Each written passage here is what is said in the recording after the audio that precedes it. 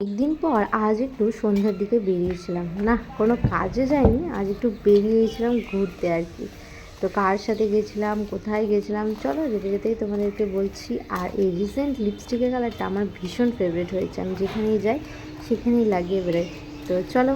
আর এই যে দেখো, যেখানে কপালটাই পাঞ্চার হয়ে বসে আছে সেখানে টোটোর টাকা পাঞ্চার হওয়ার বিলাসীরা মাত্র। ওরা দুজন আমাকে নিতে এসেছিল আমাদের বাড়ির সামনে। তো অর্ধেক রাস্তা গিয়ে গেলে টোটোটা পাঞ্চার হয়ে গেল। ওই যে বললাম যেখানে কপালটাই পাঞ্চার সেখানে টোটোটা পাঞ্চার হওয়া বিলাসীটা। তো টোটোটা পাঞ্চার হয়ে গেল, তারপর অন্য টোটোতে উঠে যাচ্ছি এখন আমরা ঘুরতে। মানে ওদের দুজনের সাথে প্রায় অনেকদিন পর দেখা হলো। তো চলে এলাম সেই প্রিয় জায়গায় অনেক দিন পর, বাঁধে। আড্ডা মারার জন্য আগে তো প্রায় আসতাম, এক মাসে তো আসতামই, মাসে একবার হলেও আসতাম, কিন্তু এখন প্রায় আসাই হয় না।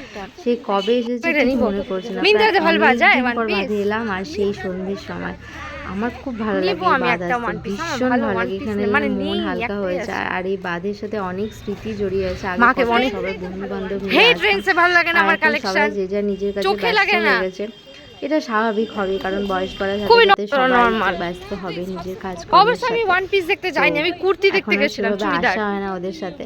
তো প্রায় অনেক দিন পর এলাম ওদের দুজনের সাথে, আর কেউ আসতে পারেনি। তার তো আই লাভ মালদাটার সামনে আমি বসেছিলাম। আর এই যে আমার বড়লোক বান্ধবী আইফোন কিনেছে, বড়লোক মানুষ বলে কথা, আর আইফোনের ছবি তুলবো না সেটা হতেই পারে না। তো ওরা ওদিকে ছবি তুলছে, তারপরে বসে বসে কিছুক্ষণ গল্প করলাম তিনজন মিলে।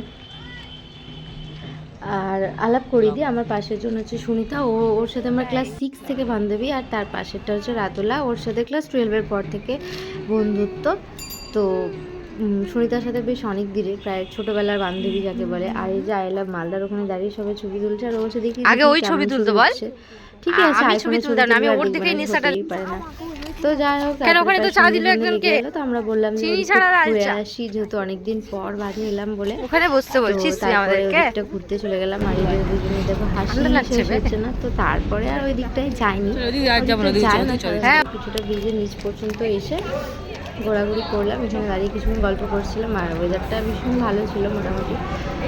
আর এই যে রিসেন্টলি মানে কোনো জায়গায় গেলে চা না খেলে আর ভালো লাগে। এই যে দুই প্রাণী এর এখন যাচ্ছে চা খেতে, তো চাকর হয়ে গেছি আমরা সবাই। আমার সাথে সুনিতাও হয়েছে নাকি, চা। তো যাই হোক, চায়ের দোকানে যাচ্ছিলাম, ওই জন্যই ভালো ভালো ব্রিজ দেখো। এই ব্রিজে সবাই উঠে ছবি টবি ছাড়ে, তখন ভাবছি কী করে ওঠে, মানে আমার খুব ইচ্ছা দেখি কোনোদিন। তো তারপরে চা খাচ্ছি, মাটির ভাগার ছবি তুলবো না সেটা কি হয়। তো খেলাম চা, তারপরে হাসাহাসি দিয়েছিস সত্যি মুখে, ভালো লাগছিল। খেয়ে দেখ চাটা ভালো খেতে, যেহেতু সবার সাথে দেখা হলো। খা খা। যাই হোক চলো দেখুন চাটা। আর এই চাটা বলতে সত্যি খুব দারুণ ছিল। ওরা তো জিজ্ঞাসা করলাম দারুণ খেতে চাটা, দুধটা ছিল স্পেশাল। তারপরে ওদের খাওয়ার পর আমি মুখ দিলাম, তো জাস্ট দারুণ সত্যি চা। চা খেতে আমার দারুণ লাগে। আর এই চাটা কিন্তু ভীষণ সুন্দর ছিল, তোমরা যারা বাইরে যাও তো জানোই। আর যারা খাওনি এখানকার চা তারা অবশ্যই খেয়ে দেখো, চাটা ভীষণ ভালো উঠবে। তারপরে বাদ থেকে বেরিয়ে গেলাম, আর বেরোনোর সময় সুন্দরীর সাথে একটু দেখা করে নিলাম। অনেক দিন পর দেখা হলো, আগে যখন আসতাম প্রায় দেখা হতো, এখন আসাও হয় না আর দেখাও হয় না। তো তারপর দেখা টাকা করে বেরিয়ে গেলাম। আর রাস্তার মাঝখানে খেয়ে নিলাম আইসক্রিম। আর এই আইসক্রিমে কিন্তু সুনিতার খাওয়া হয়েছে, যেহেতু এখন চাকরি বাকরি করে বড়লোক হয়ে গেছে, তাই ওই এখন বেশিরভাগ খরচাটা করে। আর এই যে দেখতে পাচ্ছ রাজুলা চাদর গায়ে দিয়ে আছে, এবং ভাবতেই পারে এত গরমের মধ্যে কেন চাদর গায়ে দিয়ে আছে। না, এটা অনেক দিন আগের ভিডিও, ভাই 3-4 মাস হয়ে গেল আমি আপলোড করবো ভেবে করাই হয়নি। তো তারপরে চলে গেলাম জিতু মামু পয়সা ধ্বংস করতে, তারপরে আমরা যাচ্ছিলাম। চলো যাওয়া যাক। ওটাই বলছি, ওটা ওইবার কি এইবার অনেক দিন আগের ভিডিও, প্রায় 3-4 মাস আগের ভিডিও। দেবো করে দেওয়া হয়নি, যদিও এখন আর সময় পাচ্ছি না। তো তারপরে চলে এলাম। আর ওখানে রুমতে কাজ করে, তো ওর জন্য আমরা ওয়েট করছিলাম ওর কখন আসে। তো ওই যে দেখো ও চলে এসেছে। আর এভাবে দেখতে যে আমি ভিডিও করছি বলে আগে নিজের মুখ ঢাকছে। তো তারপরে হলো করে তারপরে কিছুক্ষণ গল্প করলাম, দেখা করতে কাজের সময় পাইনি, ওর সাথে দেখা করে বাড়ি। আর ওদের সাথে আবার কবে দেখা হবে জানি না, দেখা হলে আবার নিশ্চয়ই তোমরা দেখতে পাবে। তো তারপর বাড়ি এসে দেখি মা আবার চা করছে, তো বসে গেলাম আবার এক কাপ চা নিয়ে।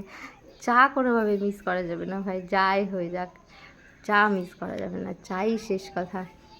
আগে বাবাকে বলতাম এত চা খেও না, এত চা খেও না, এখন আমি চা খোর হয়ে গেছি। তো চলো তাহলে ভিডিওটা এখানেই শেষ করছি। কেমন লাগলো অবশ্যই জানাতে ভুলো না, আর ভালো লাগলে লাইক কমেন্ট শেয়ার করে দিও, আর নতুন নতুন ভিডিও পেতে চ্যানেলটি ফলো করে দিও। টাটা।